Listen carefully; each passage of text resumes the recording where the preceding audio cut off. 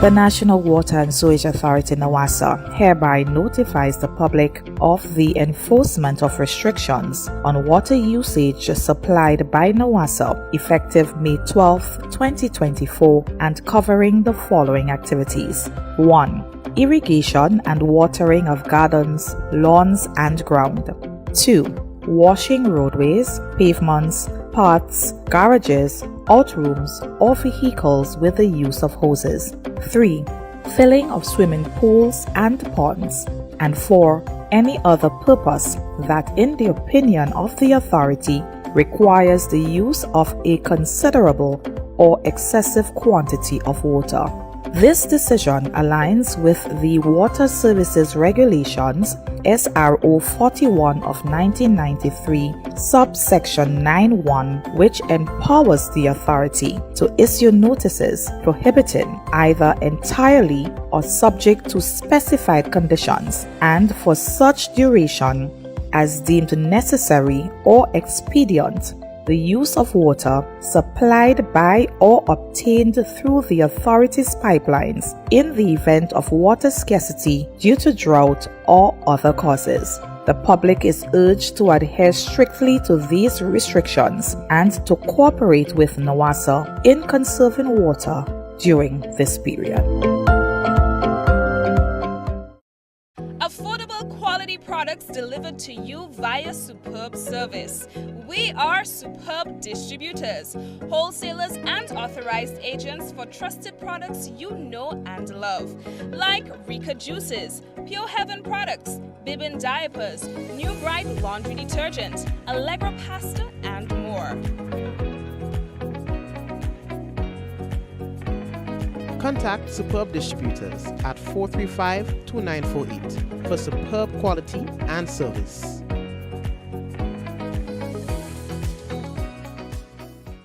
In recognition of our nation's independence, we're celebrating the journey to 50 with an exclusive car insurance offer.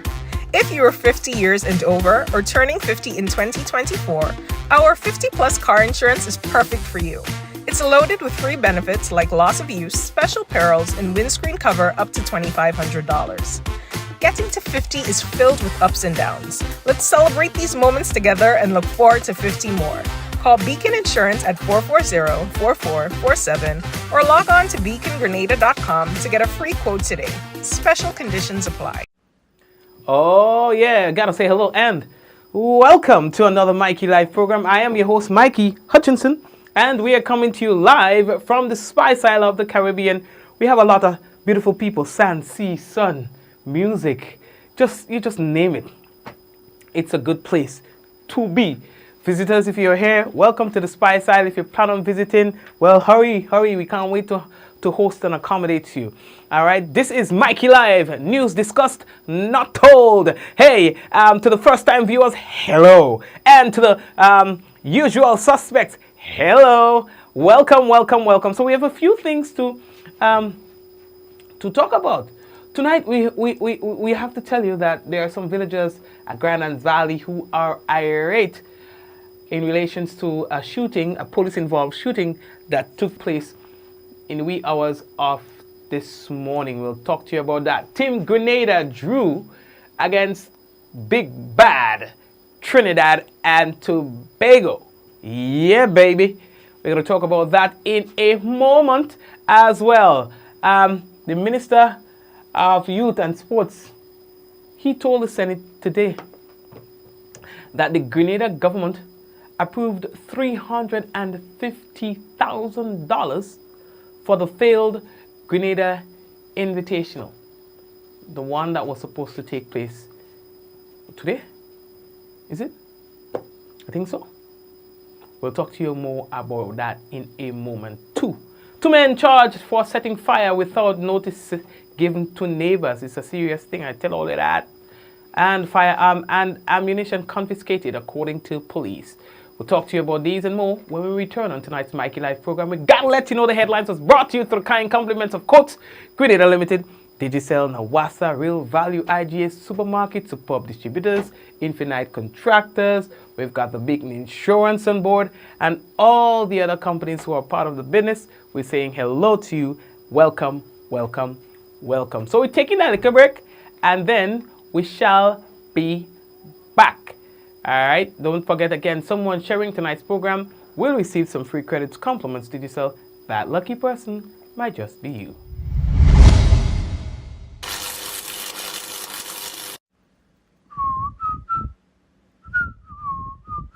Ride in style with an easy ride loan from Ariza. Enjoy the comfort and convenience of your own vehicle for work or play. You've got places to go, and we're gonna help you get there easy. That's why on June 22nd, we're hosting our Easy Ride Auto Show at Ariza's Car Park, Bruce Street. Speak to our professional loan officers, car dealers, and insurance brokers in one convenient location. Learn about our special offers on electric and fuel-efficient used and new vehicles. This is your opportunity to secure your Easy Ride loan and drive away in style.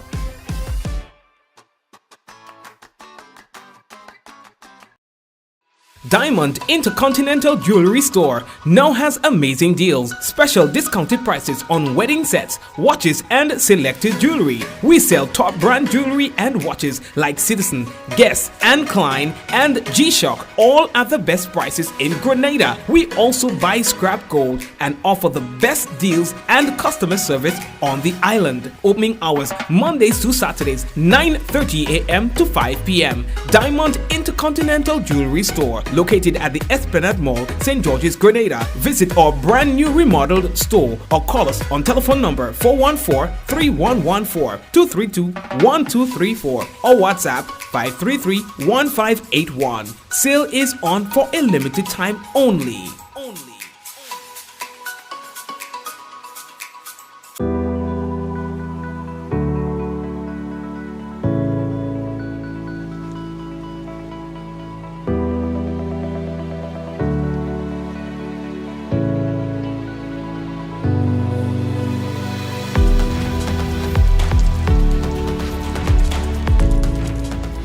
The yard.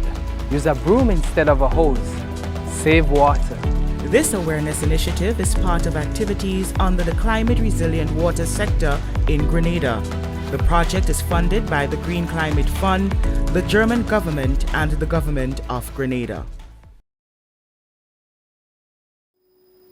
Hey, all you welcome to the business. We're starting right now. Boy, oh boy, so last night we were telling you about Team Grenada. Well, they played. They played. Like seriously, just notice, right? The team played. They represented. And in case you missed it, we made the trainees look small. Because you know Trinidad is like a world-class team. And this is us at the start of our campaign to qualify for the 2026 World Cup. We were playing away from home with Trinidad and Tobago, the big bad. And Grenada earned a 2-all draw against Trinidad and Tobago. And that's a victory in itself. Now, Grenada placed the trainees in a spot of bother in the first half. Going into the interval, 2-1. You understand? Miles Hippolyte opened the scoring in the 24th minute from the penalty spot. And then netted the second 4 minutes later in front of almost 9,000 fans. And we know they ain't there for Team Grenada. They were stunned. Trinidad and Tobago, you know, in good TNT fashion, they bounced back with some aggression. And they got one into the Grenada net in the 43rd minute through Ryan Telfer. Rayon Moore obtained the equalizer in the 74th minute with the score now 2-all. Play was normal and a very competitive one, in fact, and it was evident that neither of the team were willing to let the pressure off the opposing team. At the end of the day, it ended in a 2-all draw. You understand?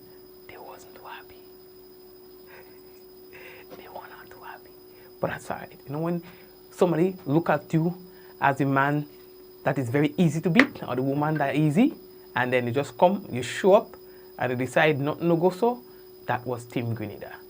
They decide we're showing up, and nothing no go so. We plain. Now, the controversial cancellation of the Grenada Invitational. Now, many people were saying that the government should have not allowed this to happen, the cancellation, and they blamed the government. You understand? The government should have helped because not much details was given in that little press release. I mean, it cannot contain everything, but of course, you know, it left, well, people were left with the impression that there was no sort of government intervention or support to the event. Well. That was clarified today by the Minister for Youth and Sports, Senator Jonathan Lacrette. Understand? Now he is saying that the government gave an approval of $350,000 EC dollars for the event.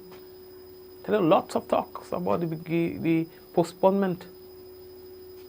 And of course, the public did not have much, you know, knowledge about why. And again, the government got blamed. And I understand. I think the game was supposed to be, it was supposed to be today, you know. So, Senator Lacrette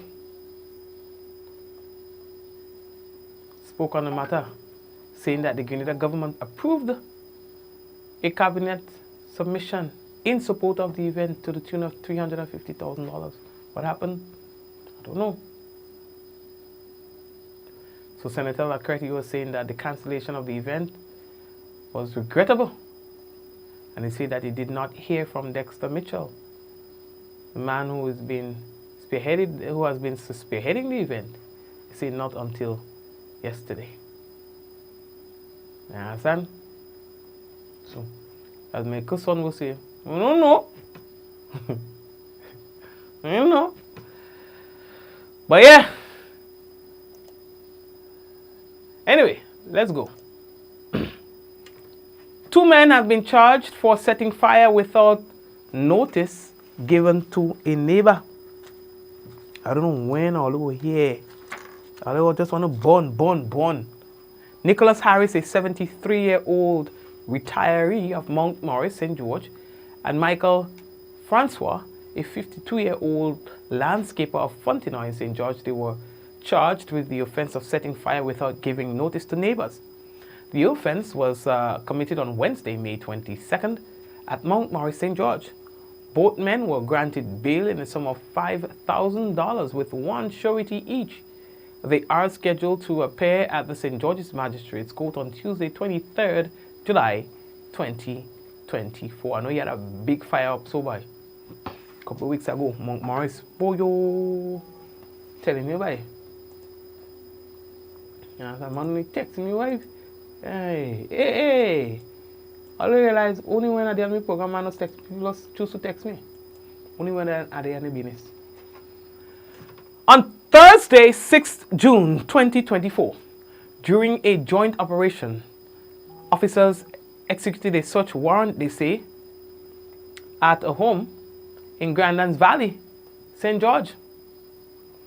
They say it led to the discovery of 1.45 pistol along with 6 rounds of ammunition and 1.415 kilograms of cocaine. The occupants of the home were detained by police in connection with the items that were found. All right. In more police news, police say at another home in Grandin, St. George, police were attacked with a cutlass by one Dylan Prime,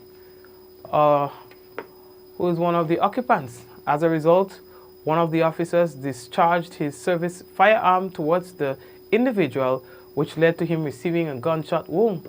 He was then subdued and immediately taken to the General Hospital for immediate medical attention, where he was admitted as a patient as the investigations continue.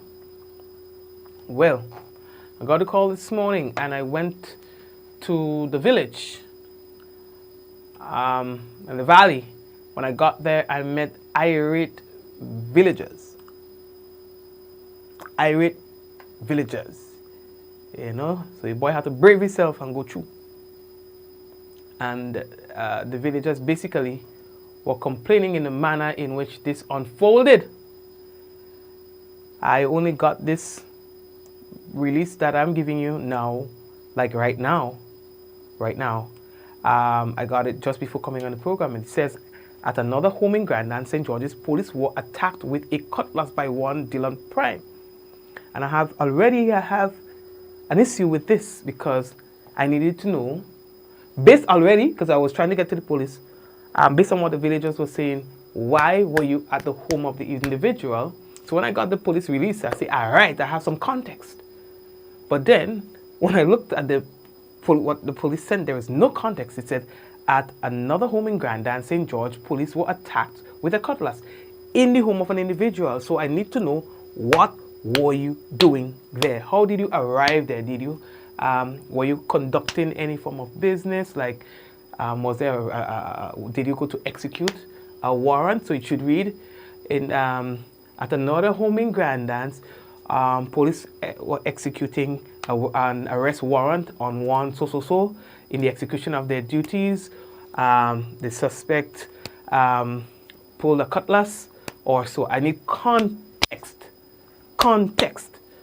right? Because I am hearing a lot of things from villagers now, you know, in terms of how things are happening with the police and villagers. So to safeguard yourself, give me context and, you know, just be a little more thorough. I went to Carriacou the other day and the guy was saying that everybody just accepts anything the police says about criminals. And it kind of like gives criminals, kind of like not the criminals, but the police, a red carpet to do anything to perceive the criminals and get away with it. And so you find perceived criminals are now crying foul that they are being bullied or abused by police. Whether that is true or not, I'm saying that we have to be thorough in the execution of our duties so that we don't give people that impression. All right? So that we don't give them that impression. Because at the end of the day, what we are trying to do is to foster a good working relationship between the residents and the police. Because at the end of the day, the police is for the residents is for the police, in a sense, you know? We do not want it to become a situation where it's we against them. You know what I mean? And that is the impression that I'm getting. In the last, month or so, let's say about a month or two, I'm hearing from perceived criminals. And I have to say that in some cases, I get it. I tell you, the drug man said to me, Mikey, he said, what are we to do when opportunities are only for one set of people and I need to go home to feed my family like you? I do not have the resources that you have. I do not have the friends that you have. My dad left me when I was 4. My mom died when I was 10. I'm on the street. Right? A man tell me, look a bag of weed, sell it for that man for him. I have never seen weed kill nobody. As far as I know, the government is against weed and I don't know why. So I'm going to continue to feed my family by selling weed and hide as much as I can. But it is unfair to me, and I'm just paraphrasing, to be called a drug man. It is unfair to me that the police would do every and anything to me and the public accepts it because of the perception that is of people like me that is created by the police or by whoever and by whoever. He says we never have a voice. You see something happen on the road, and if the police just wants it to go under the carpet, all they need to say, it's drug related. And all talk done. Nobody wants to know nothing again, no investigation, no thing. And I get it. And I'm not in support of criminals. I'm not in support of perceived criminals. I'm just simply saying that we are dealing with human beings, and when we're doing, we have to do right. So let's say they are wrong. Let's say they are wrong that you're targeting them. Let's say they are wrong that you're bullying them. Let's say that you're wrong that you're using them as talking points to get away with things. Let's say they are wrong. Can we ask ourselves a question? What are we doing to give them that impression? If they are wrong, what have we done? Are we looking to ourselves? We are not a law unto ourselves, and we are not perfect. So we have to look into ourselves and ask, is there anything that I could have done differently to not give these people that impression? Why is it that it becomes, it's like a we against them thing? Man say, listen, just like you choose to do this, to do news and show people face and stuff like that, and other people will be upset with you for doing your work, my means of feeding my family is to get a little weed and sell it for the bedroom and them like that. I never see weed make nobody sick. I never see weed kill nobody yet. And just as how your job upsets people, but you do it anyway because you have to feed your family, my job may upset others, but I do it anyway because I have to feed my family. Right? But anyway, so as I was saying, as it relates to that shooting, when I saw, like I said, I spoke to the family and the villagers first. When I tried to contact the police, I didn't get the response from the regular person that I usually contact, but then I saw this press release came. And when I got it, it gave me a little headache because I said, okay, this is exactly what they are saying. This is exactly what they are saying, because let's read. At another home in Grandin, St. George's, police were attacked with a cutlass by one Dylan Prime of one of the occupants, right? Well, they didn't say the name, I just know the name, right? Okay. As a result, one of the officers discharged his service firearm towards the individual, which led to him receiving gunshot wounds. That cannot be enough for me. Don't give me that. At another home in Grandin, St. George's, police were attacked with a cutlass by one occupant of the home. So it creates an impression that already the individual is wrong. Somehow, we are not even seeing, okay, how did you end up in the home of the man? He has more right to his home than you. So we don't see that. We don't get to see that because, again, we do not see them as having any rights, criminals or perceived ones, as having any rights. We don't see that. So we read that as if it's okay, but it is not okay. Police were attacked with a cutlass by an occupant of the home, but he has a right to be in his home. How did you end up being attacked by the individual? As a result, one of the officers discharged his service firearm towards the individuals, which led to the individual receiving a gunshot wound. Okay, and then tomorrow, we have to continue. Sorry, he was then subdued after receiving the gunshot, and then immediately taken to the hospital for medical attention. So after the gunshot, he was subdued. So was he resisting after that?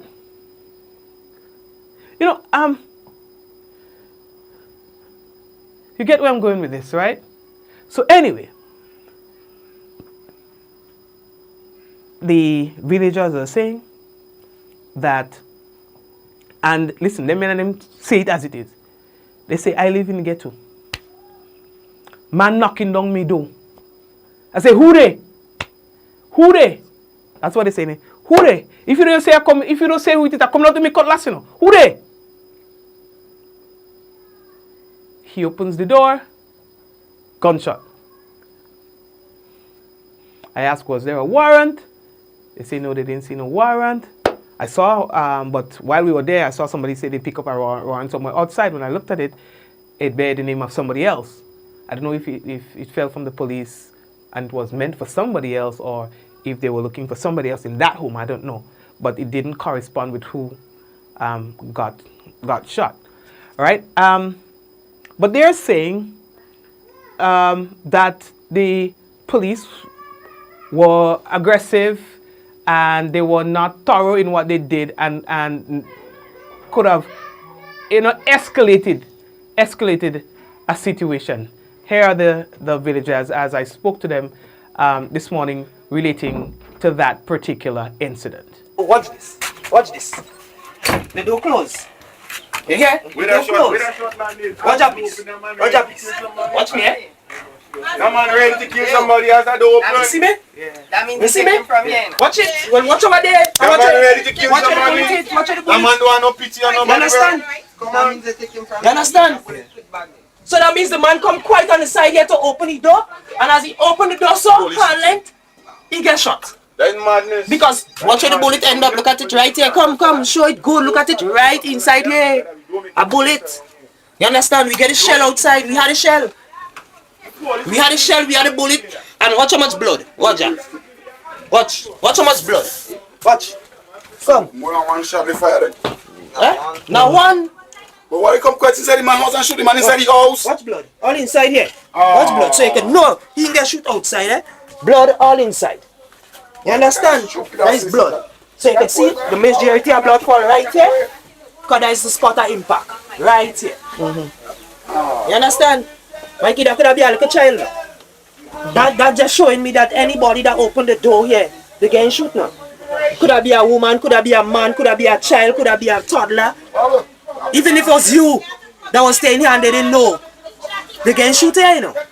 Yeah, anybody they getting shoot here as long as they come outside and open that door. You know, 5 van load of police, Mikey. 5 van load now. Not 1, not 2, no. 5 van load of police are telling me because all they don't identify themselves. The man say, well, if all they don't want to identify themselves, I come outside my cutlass and I don't get the man wrong for doing that. Because in this place here, you don't know who coming in the place. You understand? He could have been a criminal, he could have been a killer, he could have been somebody else. All you have to do is just say is the police. You understand? All you have to just say is the police. They don't say it's the police. The man say that if all they don't identify all themselves, I'm going to pull my cutlass and open the door. All they don't wait for the man open the door and come outside. All they just wait until the door open to just hit the man. You understand? And I ain't liking that. I have a zero gun tolerance law. And at the end of the day, Ghanaians Valley is a place that has no violence. People just only see what they see in the media and come and try to paint Ghanaians Valley as a bad place. That can't make sense. How you come in a man's place of residence and shoot him? You do not ID yourself, you know. That is madness. After 4 in the morning? That is total madness. How could that make sense? Which part of that making sense? You come to somebody's place of residence. You knocking down the place. You're not identifying yourself verbally. Right? Cut off. Asking who it is. You do not identify yourself. Then you will shoot somebody in their home. I think the police need to be pressed to the full extent of the law when it comes to this. That don't make no sense. They need to be pressed to the full extent of the law. Not because they are the law. But we the people represent who is the law and what makes up the law. That can't make no sense. You check, and that is my 2 cents as a citizen of Ghanaians Valley who seen Ghanaians Valley went from bad to being the best place in the south side right now. I could put my neck on a block and say that. You check? Yes, the police going to come around here. Who ain't want to survive? Ghanaians Valley is the ghetto of the south side. So who ain't want to survive around here? Who ain't want to survive? If you have an opportunity and one set of people alone gaining from it, one set of people, how are they supposed to fare? What are they supposed to do? I mean, come on, it's only fair, man. I mean, we don't want to put it on no administration and nothing, no. But the necessary people in charge of the securities here in Grenada, they are too lax. And it's not the first time I'm making this kind of statement, no. But they are too lax. Ghanaians Valley was a place before. Before you turn, you see the police running up in here. I've been sitting with a minister a couple of years ago. I could recall clearly. I sitting with a minister and see a policeman jump off a van. And just by stumbling, his gun felt and nearly killed a man. You understand? And while the minister was here, we were talking about the same violence. The police, the way how they just come in Ghanaians Valley. Ghanaians Valley don't have no criminals. Look where you are criminals. The police don't go there and behave in this kind of manner. Why is it around here they have to come and do this kind of craziness? You shoot a man in his home? Not even a blank shot. I mean, come on. Not even a warning shot. What it is to identify yourself, and in Grenada here, the police, The commissioner of police need to look into this. No, the commissioner of police need to look into this. Whereas now, the police officers of Grenada here do not identify themselves whenever we, the citizens, ask them for identification. They do not. I had numerous run-ins with the police with the same problem. Ask them what's their name and their badge number, they don't give it to you, and they will disrespect you, but then you open your mouth and disrespect the police. You get a lock up and a charge for that. Anyway, that's my 2 cents, brother. Thank you for it. Right. His mom, Isha Prime, is also speaking out against this. She says that her son remains warded at the General Hospital. He explained to her what happened, and she says he wants justice for her son as well.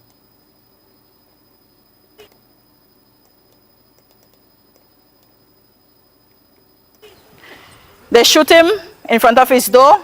No light was on. There was knocking without saying anything. And then when he opened the door, they hear the gunshot let go. When they come, they see him on the ground in all his blood.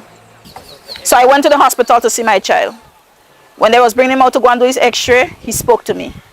He turned and told me, "Mommy, I ain't do nothing." They're pounding on the door asking, "Who is it? Identify yourself." And nobody ain't saying anything. And I told him, "Well, if I look, can't say nothing, I come outside my cutlass." He said he opened the door, come outside, and he just get put up in the belly. He said his belly started to feel hot. And that was it. Crying for me and tell me, "Come and go with me." I said, "Well, I can't go with you. Go on a day outside. Don't worry yourself." Right. And again, the question one would ask after all of this, so, okay, why were the police there? You know, all of that, so that we could put a little context, you know, and say, okay, based on what they're saying and based on what the police is saying, that we could put one on one together. But I can't do that because the police did not say why they were there. They did not say upon the execution of a warrant for XYZ reasons or nothing like that. You understand? And that's where my concern lies as well. You know, so even when the family looks at this program now and sees this response by the police, it would probably even, you know, get them a little more angrier because again, it doesn't satisfy the why. You know. Okay. All right. So so that's the situation there. I'll continue to follow this one. All right. As we move on. So the next thing that we have to tell all you boy. Last week we played you a clip from Attorney at Law Jerry Edwin, and he was talking about the courts and how they, you know, they operate a cake. You know, like back in the, like old school kind of way, you know, typing and writing thing and all kind of stuff. I am putting together some report from the Senate today, where it would seem that they are making steps to amend the law to make provisions for, you know, the computerization of the data collecting things from the police and so on and the courts. And if that is done, that would be rather interesting because it's laughable. Yeah, you go in this, whether you go in the station or you go in the court, it's a lot of writing. Yeah, so if you get an hurricane and then people get wet, place mash up these days. And these days, watch, when you write something down, it's not forever no more. You remember back in the day, like no, on a serious note, you know, a little thing. Remember back in the day, when you write something on a paper, you understand? Granny and them, they used to just write it like a thing on a notebook and thing like that, and then 4, 5, 6, 7, 8, 9, 10, 11, 12 years later, when you go back to writing just how you put it, or you have something typed on a little piece of thing and they put a like nice little booklets and thing together and you have it stuck somewhere in your house, hide away somewhere. You can't do that, no. You getting bill this week? Well, it don't make sense holding no bill and thing and get more a receipt. It don't make sense holding a receipt. It don't make sense holding no bill. Well, if it's a grand like bill, you get away. Yeah, so make a grand like just give good thing, good quality. But the kudos to you, a grand like a nawasa. But when you hear you get a receipt these days, or you get like a thing and like a write and thing like that, them thing and them have an expiry date and not even making it up. You get a receipt today, 2, 3 weeks later, you go back to the receipt, all you see is the paper. All you see is the paper. Nothing no day, nothing no write on the paper you want to with the print. Tell me a lie. Tell me a lie. You understand? Tell me. But anyway, so it would appear that moves is being made to computerize the business. You understand?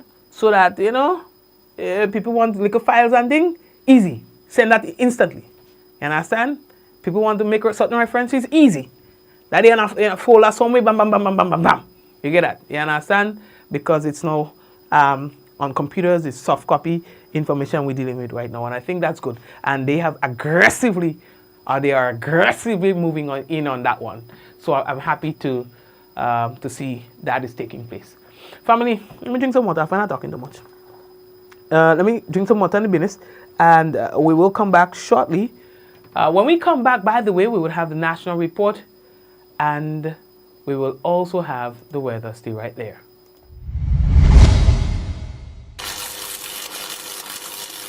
Affordable quality products delivered to you via superb service. We are superb distributors, wholesalers and authorized agents for trusted products you know and love. Like Rika Juices, Pure Heaven products, Bibin diapers, New Bright laundry detergent, Allegra pasta and more. Contact Superb Distributors at 435-2948 for superb quality and service.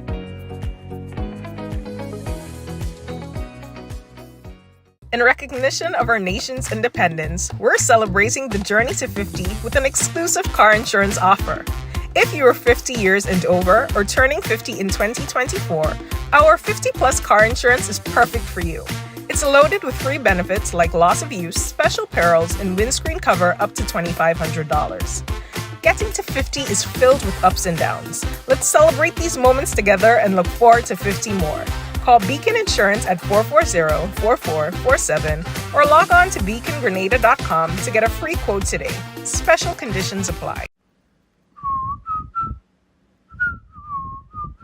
Ride in style with an easy ride loan from Ariza. Enjoy the comfort and convenience of your own vehicle for work or play. You've got places to go, and we're gonna help you get there. Easy. That's why on June 22nd, we're hosting our Easy Ride Auto Show at Ariza's Car Park, Bruce Street. Speak to our professional loan officers, car dealers, and insurance brokers in one convenient location. Learn about our special offers on electric and fuel-efficient used and new vehicles. This is your opportunity to secure your Easy Ride loan and drive away in style.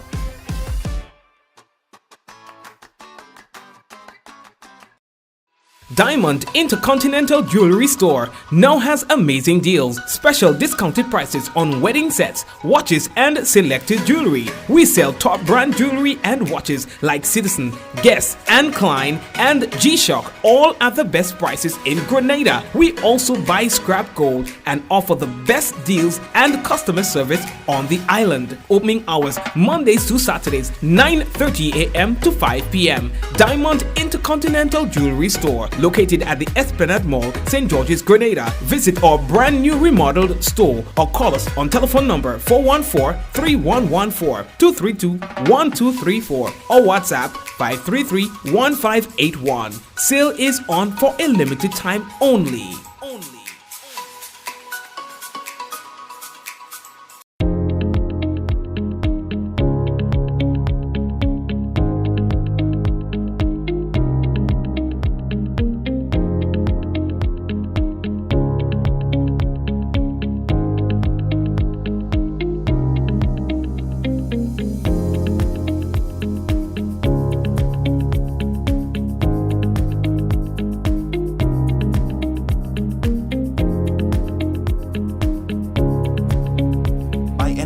Anywhere at any time and have it delivered to you right here in Grenada at yogo.gd.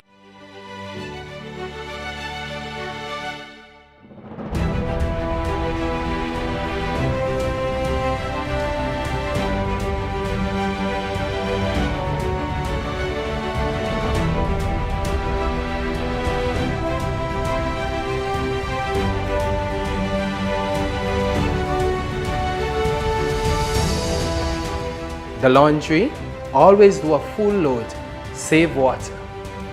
This awareness initiative is part of activities under the climate resilient water sector in Grenada.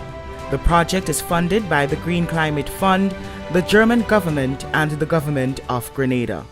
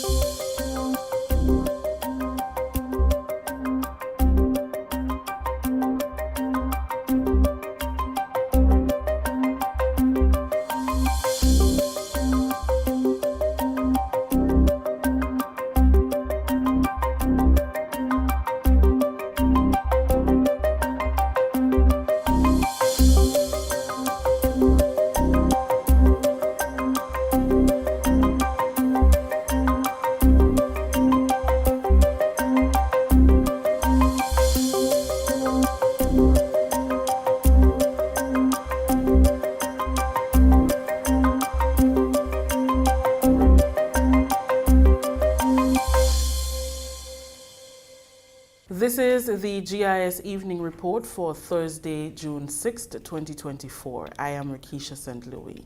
In the headlines, Senate passes Education Amendment Bill. We'll have details to this story and more when we return. This June marks government's second year in office. Let's reflect together in a series of town hall meetings, discussing and planning for the next year and beyond. St. Patrick, we're coming your way first this Monday, June 10th at MacDonald College from 7 p.m. Your voice matters, and we want to hear from you. Join us for an engaging and informative evening as we work towards a better future together. Don't miss out on this opportunity to engage with your government officials. This Monday, June 10th at MacDonald College from 7 p.m. Also live on GIS, Channel 22. Together, we can work towards a brighter future. See you there. Welcome back. Education Minister Senator the Honorable David Andrew says the Education Amendment Bill 2024, which was passed in Senate on Thursday, will bridge gaps in the employment industry and present more skilled, qualified, work-ready employees. The bill seeks to increase the compulsory school age from 16 years to 17 years inclusive, which means that a child must remain in school until he or she attains the age of 18. This will take effect from the start of the new school year in September 2024. This is the legal language to say 18 years. So, in principle, we are moving the upper limit of the compulsory school age to 18. That's what this means. But of course, it has to be put in legal jargon and consistent with the writing of the Education Act. Because the Education Act says the compulsory school age is from 5 to 16. And we keep the inclusives. If you say to 18, it will imply beyond 18, which takes you into your 19th birthday, which is not a legal position to take. So when we say 17 inclusive, I want everybody around listening to understand that this actually means all of 17 up to the last day before you attain your 18th birthday. Senator Andrew said more emphasis will be placed on skills training and work ethics to make students more marketable. We find that there are several students who leave school duly after completing secondary school at age 16, and they can easily say, well, I'm through with education, I'm through with learning, I'm going to find a work, I'm going to find a job. But the reality is that these young persons are inadequately prepared for the world of work. Our business senator on the other side will tell us that the experiences come from a lot of employers, that there's a lack of work readiness on the part of our young persons coming out of the school system. The education sector has an obligation and a responsibility to bridge that gap. And so this results in frustration for many of the young, for the employers. Let me put it that way first. And so many of the employers apply to the Ministry of Labor for work permits for foreigners to come, to do jobs that ordinarily Grenadian young people could have been doing if they had the proper skill sets. Leader of Government Business Senator Adrian Thomas and Business Senator Salim Rahman gave support to the bill. If as a society we are advocating that secondary school is the end of the game, we are investing heavily in poverty. We are investing heavily in poverty. I started to work after secondary school. My mother died. My father was not in a position to take care of me in the way that he should. I left my grandparents' home because they did enough, and I was renting on my own. Madam President, I took the bold decision to abandon the job because $400, $500 would not have carried me where I am today. Many people, when they start off in work, a lot of people are excited. I want to finish school. I want to go to work. But they will soon realize that when they start to have responsibilities, have to pay their own rent, they want a car, they start to make children, they will realize that the job they have cannot sustain them. Cannot sustain them. And therefore, it is important that we improve our education at the preliminary stage of our development. I support having students learn and improve as much as possible before they enter the workforce, because the reality is, once they enter the workforce and other things come into play, other areas of responsibility, it's very difficult for them to go back. Very, very difficult. Continuing education is a challenge. Youth and Sports Minister Senator the Honorable Jonathan Lacrette says the soft skills component of the Empower program will be extended to the 12-month duration of the program instead of just 3 months. This forms part of efforts to remodel the program to ensure participants can benefit significantly. Empower program provides young men between the ages of 18 to 35 with opportunities for self-empowerment, holistic development, skills certification, and employment. Successful participants benefit from a grant fund to start their own business. During Thursday's sitting of the Senate, Senator the Honorable Jonathan Lacrette also announced that the 4th cohort of the program will officially commence in November. However, registration will begin next Monday in Carriacou. As of Monday, 10th June 2024, that's next week, Monday, registration will start in Carriacou and Petit Martinique. I want to appeal to all parliamentarians, the young men that you know in your constituency, parish, community, village, that you feel will be able to benefit tremendously from this program. Please encourage them to go to the center where the registration is going to be taking place so that they can register and participate in the program. We have done some remodeling of the program, Madam President. I did mention that, I believe, in the last Senate sitting. And one of the remodeling aspects of the program is that the skills training, the soft skills component of the program was only for 3 months, but we felt it best to run the soft skills throughout the entire duration of the program so that it benefits the participants in a holistic and sustainable way upon exiting the program. The registration train moves to St. David on June 12th at the Corinth Government School, June 13th and 14th in St. George's at the Athletic Stadium, June 17th and 18th at the YWCA building in Grenville, St. Andrew. Interested persons from St. Patrick can register at the Fur Recreational Ground, June 19th. Officials will travel to St. Mark and St. John, June 21st and 24th at the Resource Center and Pastoral Center, respectively, from 9 to 3 p.m. Prospective candidates must walk with their banking details and national identification card. This is the GIS Evening Report. We'll have more news after the break. Are you thinking about buying a vehicle? Did you find a company on social media? Stop. It may be a scam. Look out for the following red flags. Is the price lower than other dealers? Does it seem too good to be true? Are you sending the monies to the US even though you are ordering the vehicle from Japan? Does the address on the invoice match the address on the payment details? Are conversations limited to WhatsApp text? Is there a sense of urgency placed on you by the seller? You are about to be scammed.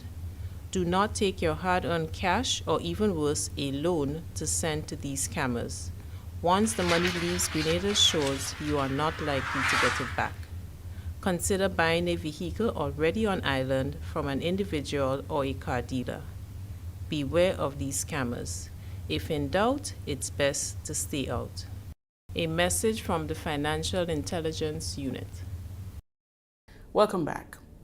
Minister for Education, Honorable David Andrew, has assured that all efforts are being made to address the challenges that have resulted in some teachers being paid late. During a meeting of the Senate on Thursday, Senator Andrew also provided an update on the school feeding program. Details in this report by Annette Moore. Concerns over late payments to teachers and perceived issues in the school feeding program were addressed by Senator the Honorable David Andrew, Minister for Education, in today's sitting of the House of Senate. Senator Andrew explains what caused late payments of teachers within recent times and says it is something the ministry is taking serious steps to rectify. I want to talk quickly, Madam President, about statements being bantered around about teachers' frustration because of late salary payments. I think those statements quite irresponsible and unfortunate. So there are almost 1,800 teachers within our education sector. 1,800 almost. And when we talk, most of those teachers get pay on time.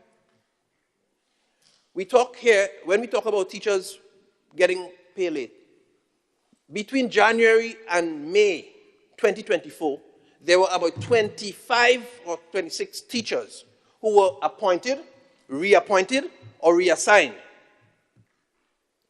And it's within that pocket of persons that there were some delays in payment. I'm talking about January to May 2024, right?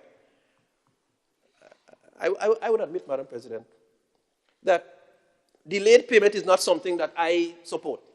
Minister Andrew notes that when a teacher is employed, he or she is expected to look the part, show up regularly and on time from their entry into the service, and therefore they should be able to support this financially. At this point in 2024, we need to be working to change this, and we are working to change it. We have taken a policy position within education to attempt to have all persons paid within a 6-week period from being appointed, provided everything works well. As we speak, Madam President, there are only 8 teachers who have not received their salary from that bunch. As we speak, 8. And some of them for very technical reasons that require special investigation. Like coming from a sector where you still have your salary running and you need a new salary here, and both the system cannot reconcile them yet until one gets out of the system. All of these documents are with PSC right now for review. These are processes that we cannot circumvent the system except we change the system.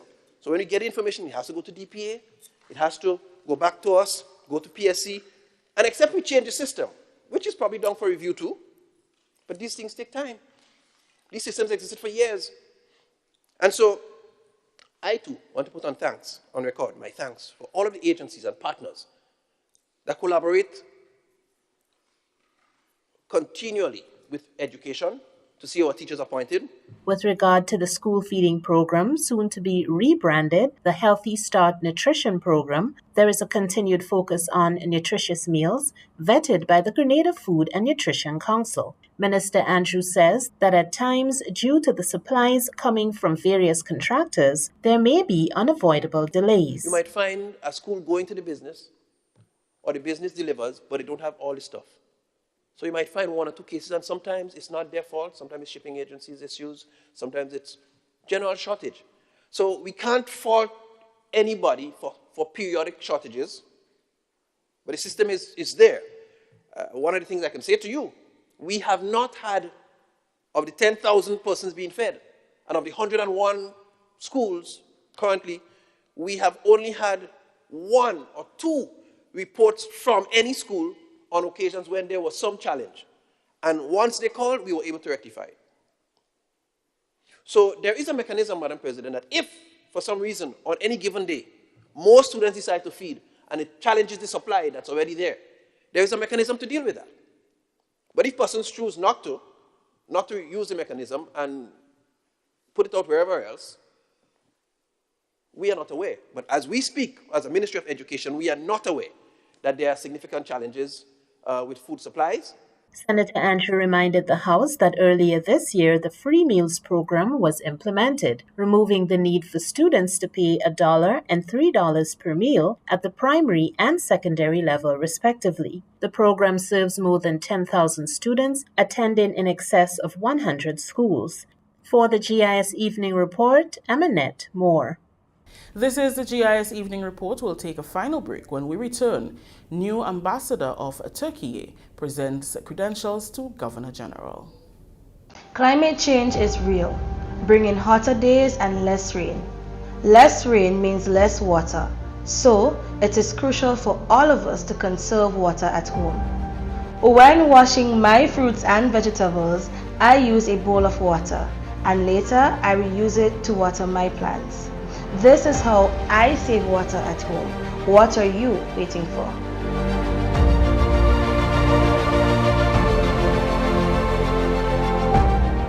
Welcome back.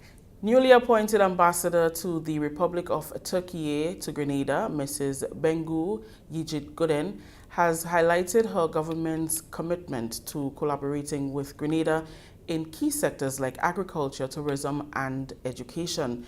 She was at the time presenting her credentials to Governor General Dame Cecile Lagrenade. Both countries have shared cordial relations since 1978. We have long-time relationships with Grenada, very friendly relations, which I'm very proud of. And we are already cooperating in many institutions, like the UN, in ACS, in CARICOM. We have been supporting each other.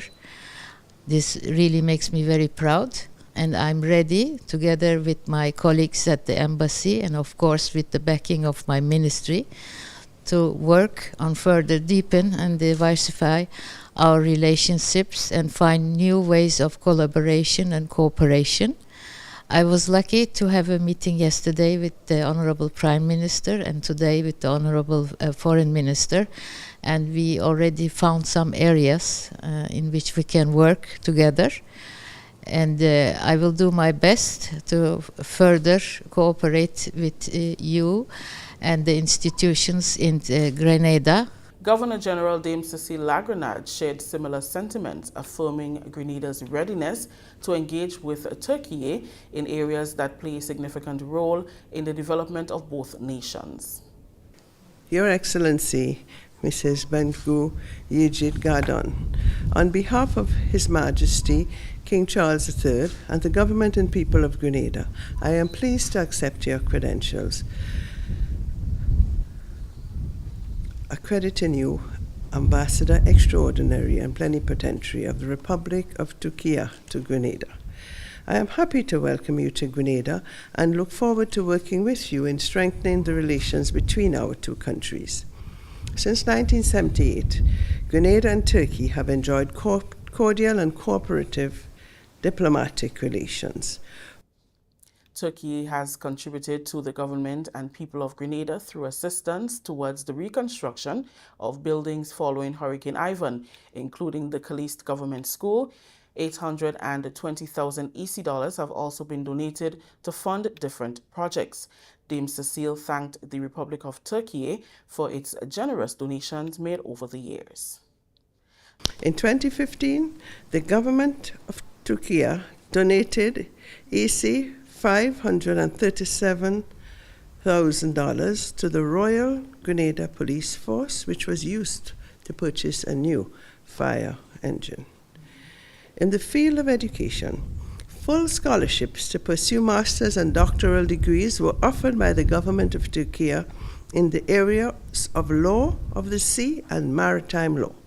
We thank you for this past assistance, which has supported our country's most valuable asset, its human resource, and look forward to continued support from Turkey in the field of education. The new ambassador paid a courtesy call on Prime Minister Honorable Deacon Mitchell on Wednesday, where discussions were held on trade, education, and tourism. Discussions were also held on the possibility of having an honorary consul in Turkey to facilitate smoother trade relations. In the area of education, Prime Minister Mitchell boasted about the diverse population at the St. George's University and believes the Turkish government should explore opportunities for its students to attend SGU as well. Finally, Grenada observed World Environment Day on Wednesday with a call by Honorable Karen James, Minister for Climate Resilience, the Environment and Renewable Energy, for collective action as we remain vulnerable in the face of climate change. Minister James delivered remarks under the theme Land Restoration, Halting Desertification and Promoting Drought Resilience. Our fields are parched, our reservoirs low, our very soil cries out for relief. This year's theme isn't just relevant, it is a stark reminder of our vulnerabilities and the pressing need for action. Minister James added that poor land management precipitates loss and jeopardizes food security, water quality, and protection against natural disasters, making it imperative for the country's future survival and prosperity. She called on world leaders for joint efforts in turning the tide against environmental degradation. Here in Grenada, we are revitalizing our approach to environmental stewardship. We are revising our National Environment Management Strategy and updating our National Adaptation Plan. We are not just planning, we are acting, implementing policies that ensure sustainable land and soil management to bolster our resilience against climate change and natural disasters. Our recent efforts have included advancing soil classification, enhancing early warning systems, and documenting the slow yet irreversible impacts on our coastal zones. These steps, though significant, are merely the beginning. We must escalate our efforts, deepen our commitments, and solidify our partnerships across every sector of society. The month of June continues with global celebrations like World Ocean Day on June 8th. The Ministry of Climate Resilience, the Environment and Renewable Energy, in collaboration with the U.S. Embassy, will stage a cleanup activity at the lands in Guelph St. John on Saturday. It begins at 6 a.m. All residents and volunteers are invited to participate. The cleanup at the lands in Guelph underscores the ministry's commitment to raising awareness about the human impact on the ocean and mobilizing citizens, particularly residents of Guelph and its environs, to unite in safeguarding their pristine waterfront. That story just ended the GIS Evening Report for today. On behalf of the entire news and production team, I'm Rikisha St. Louis saying thank you for joining us. Thank you very much, Rikisha, and the rest of the GIS News team. We're heading over to the Met Office. We've got the weather. What we can tell you is that the weather is expected to be generally fair and slightly hazy with a low chance of isolated showers, mainly towards early morning. Tonight's minimum temperature, 27.5 degrees Celsius. Winds easterly to east-southeasterly at 10 to 20 miles per hour. Seas slight to moderate, waves 4 to 6 feet in open waters. And of course, for Friday, we can tell you that the weather is expected to be partly cloudy at first with brief morning showers, becoming fair as the day progresses with possible afternoon showers. Max temperature 31.5 degrees Celsius and a minimum 26.5 degrees Celsius. Winds easterly to southeasterly at 10 to 20 miles per hour. Seas slight to moderate with waves 4 to 6 feet in open waters. That's our weather report for tonight and tomorrow.